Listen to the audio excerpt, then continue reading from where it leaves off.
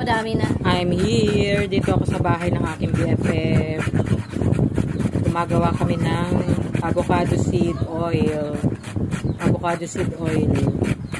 Tinuro ni Damay Stevie. Ayan. Kakayasin mo yung avocado seed. Kahit ano, kasama ang balat. Ano, okay yun. Yun ang ginawa mo, sinama mo ng balat. Kasama yung balat.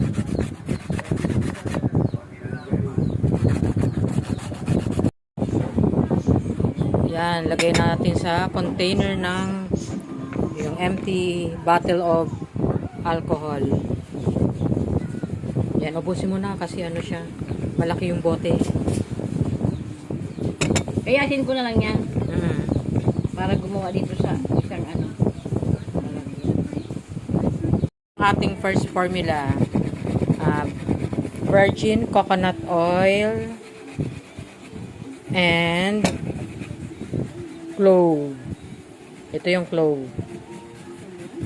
Mabango siya, guys. Wala ba talaga binubuhos? Yes, ubusin mo na yan. Ang virgin coconut oil. Malaki palang bote ng ano, ethyl.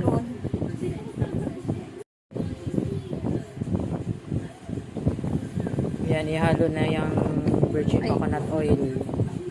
Ubusin mo na.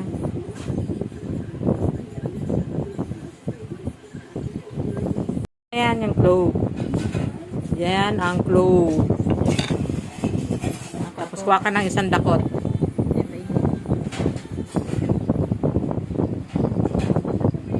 Ganyan. Yan, pwede na yan. Kasi ano, malaking bote eh. Ano siya, rich in anti-inflammatory, antibacterial, basta marami din siyang mga benefits like virgin coconut oil and avocado seed. Kaya yung tatlong formula na yan, matindi. Shout out kay Damay Stevie and thank you. Very effective, guys, pang haplas. Okay na. Okay na to. Avocado seed with virgin coconut oil and cloves. Ito pangalawa na. Ang gagawin naman namin formula is alcohol. Ang formula is alcohol with clove. Talagyan namin ng efficacy. Patak lang naman maglalagay. Oo, patak lang nito para daw magkaroon ng yung eucalyptus effect. Sabi naman ni Damay Stevie, okay naman.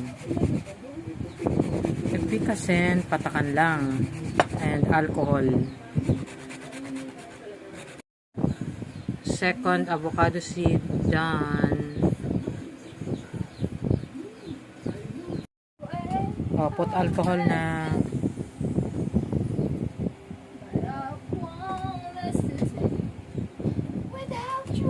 Tingnan mo kamay ko pasmado.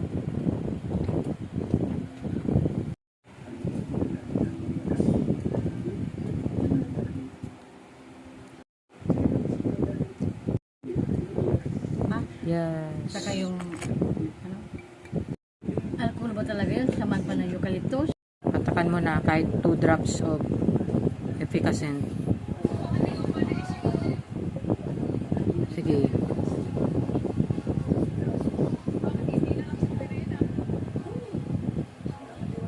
Okay na. Clove. Ayan, lagyan mo na ng clove.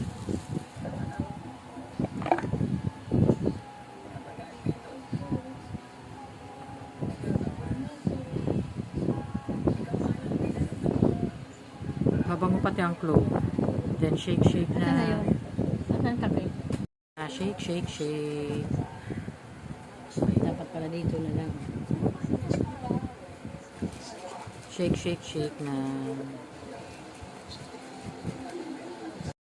Ito na yung second formula. Avocado seed na may alcohol and konting patak ng efficacent oil with clove.